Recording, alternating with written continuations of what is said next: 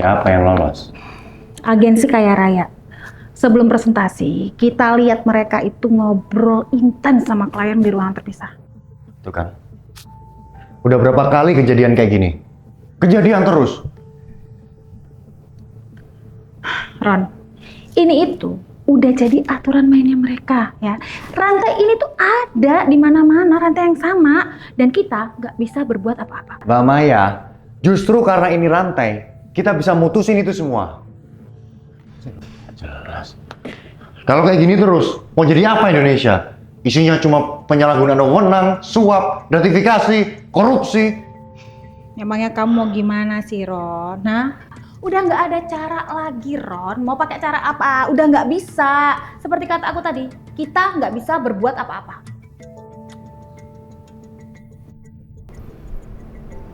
Bener. Kalau kita sendiri emang nggak bisa, nggak. Tapi katanya kalau lewat survei penilaian integritas yang kita dapat chatnya waktu itu, nih, suara kita bisa mutusin itu semua. Ron, ini itu udah jadi tradisi. Susah buat dihilangin. Mau pakai program apapun juga, kalau udah jadi budaya, susah. Aduh. Susah bukan berarti nggak bisa kan? Seandainya soal pemutus rantai itu emang beneran bisa.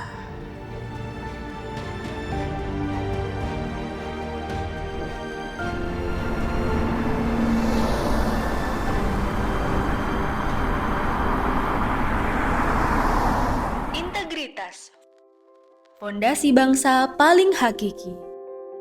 Di tanah air yang kaya akan harapan ini, kami berusaha mendengarkan setiap suaranya. Upaya itu bernama Survei Penilaian Integritas.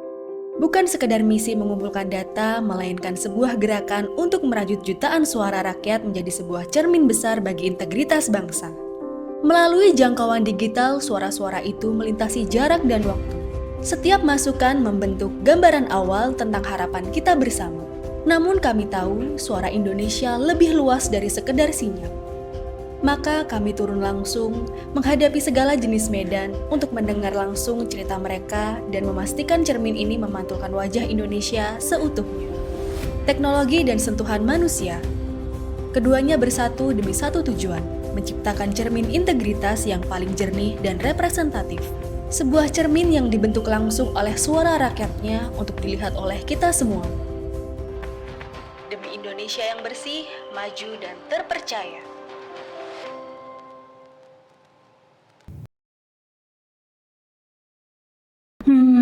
Suara rakyat katanya. Emangnya sepenting apa sih, Ron, suara kita itu? Palingan juga ya, survei yang kita isi kemarin itu cuma dianggap angin lalu. Jangan salah, Mbak. Lewat survei penilaian integritas, suara kita itu sekarang jadi rapor resmi buat instansi pemerintah. Kayak kementerian, lembaga, dan pemerintahan daerah. Tuh. Alah, raport ya.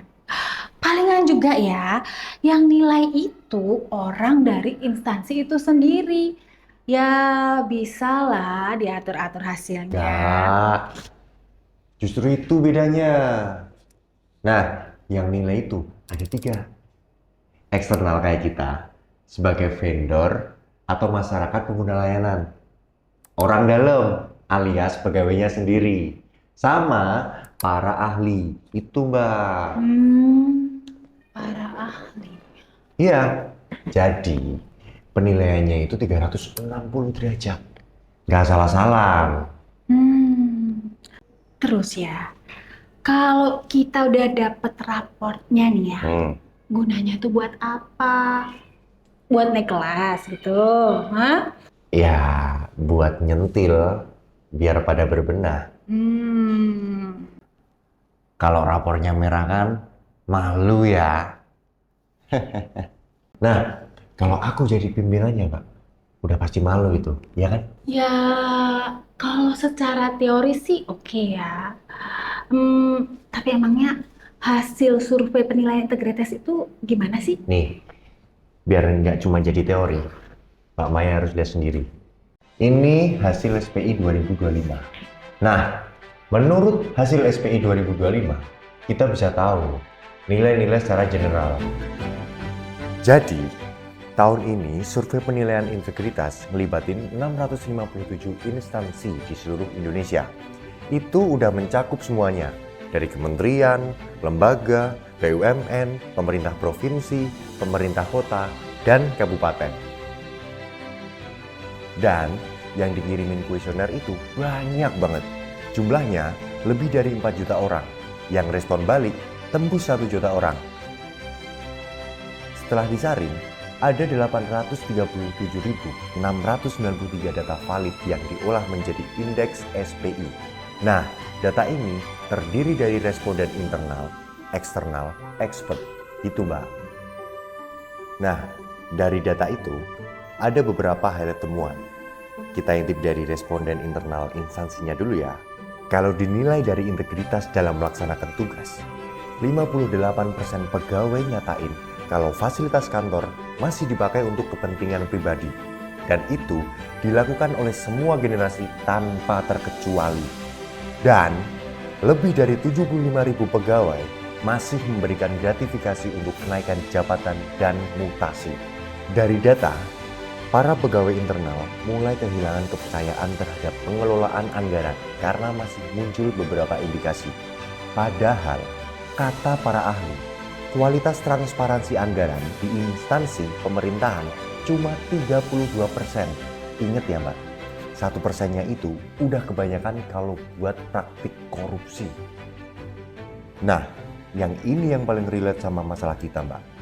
Pengelolaan pengadaan barang dan jasa masih perlu pengawasan yang lebih kuat.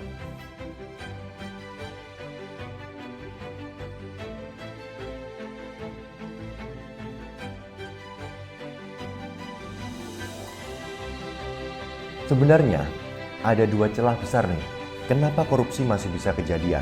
Pertama, karena belum tersedianya media pelaporan dan perlindungan bagi pelapor.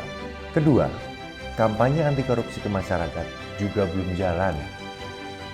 Imbasnya, 1 dari 2 pegawai jadi nggak tahu tuh gimana caranya lapor kalau mereka melihat praktik korupsi.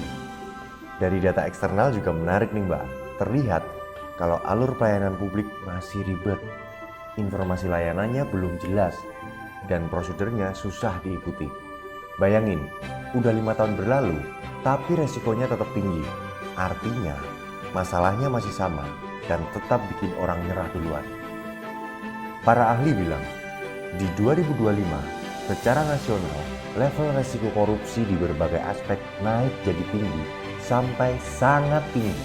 Artinya, masih banyak celah yang belum ketutup. Ada 3 fakta unik nih Mbak. Pertama, publik itu makin kesini makin antusias buat ikut partisipasi buat cegah korupsi. Kedua, Gen Z juga masih bersikap permisif sama gratifikasi. Mereka nganggapnya biasa aja, entah sebagai ucapan terima kasih, rasa nggak enakan, atau biar hubungan tetap baik. Ketiga, ada persepsi kalau orang luar ikut campur dalam keputusan kepegawaian dan angkanya naik drastis dari 10% di 2024 jadi 30% di 2025. Ini juga didukung sama fakta menarik terakhir. Para ahli melihat hal yang sama. Mereka nyebut ada lonjakan dari 18% di 2024 jadi 65% di 2025. Nah, semua temuan tadi, mau yang bagus atau yang perlu ditingkatin, itu ngaruh ke satu angka utama. Dan hasilnya, Indeks Integritas Nasional Indonesia tahun 2025 ada di skor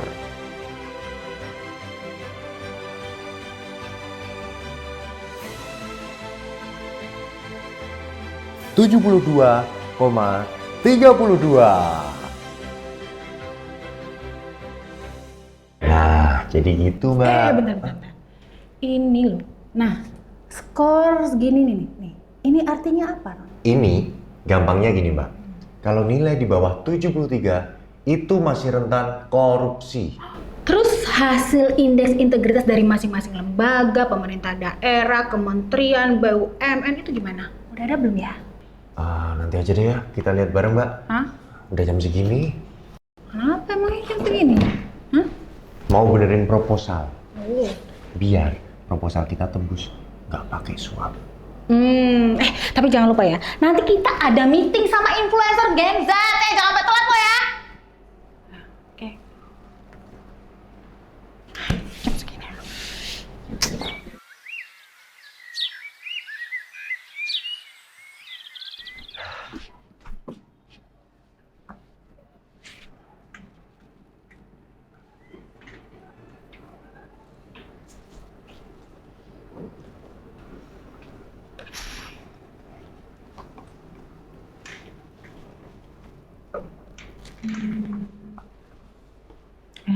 Ron, kamu tuh gimana sih? Katanya mau ngasih tahu aku hasil indeks integritas dari setiap instansi. Mana? Aku tuh udah nungguin dari tadi. Sini duduk dulu yuk. Kasih tahu. Sini, duduk.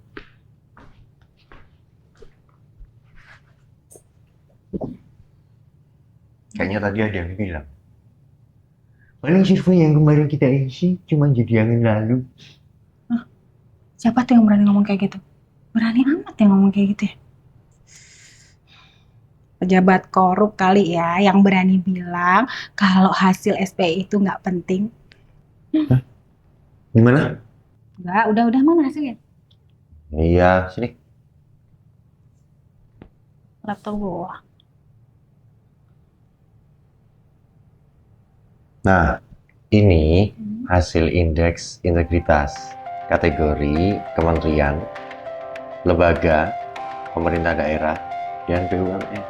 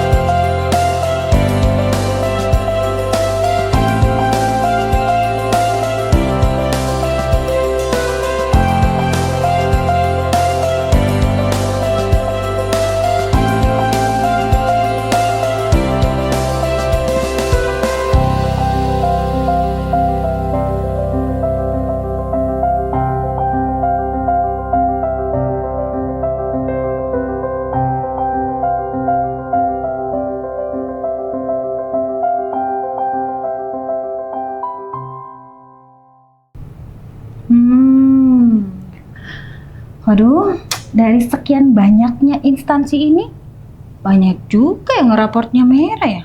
Iya Mbak, kalau udah merah kayak gini, mau nggak mau harus evaluasi. Iya sih bener. Evaluasi biar jadi lebih baikannya. Biar nggak malu-maluin. Maksudnya malu sama yang raportnya ijo-ijo, yang udah kasih terbaik buat masyarakat, gitu. Bener ya. Tapi ya Ron ya, kalau dipikir-pikir nih ya Ron, hasil raport ini nggak akan ada manfaatnya ya kalau dari pihak instansi itu nggak ada tindak lanjutnya. Bener Mamai. Tapi hampir semua udah pada ngirim laporan tindak lanjut. Tapi kan tujuan akhirnya itu perubahan. Bukan cuma soal ngirim data ataupun soal ngirim laporan.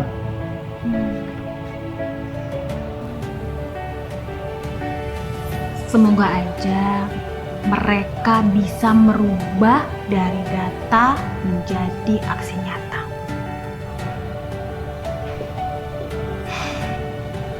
Pulang lah. Pulang dulu.